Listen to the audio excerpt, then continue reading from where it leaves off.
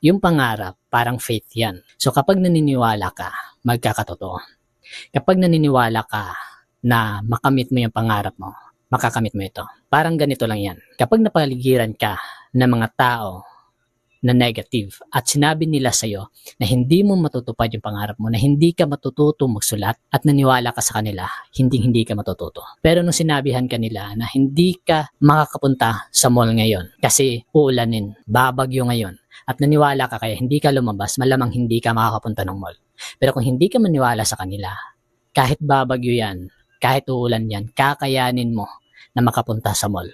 Kasi gusto mo. Kasi kaya mo. Yung pangarap, ganun din. Kapag gusto mo siya makamit, kahit gaano pa kahit negative pa yan sasabihin ng ibang tao sa'yo, na hindi mo matutupad mo ito kasi gusto mo.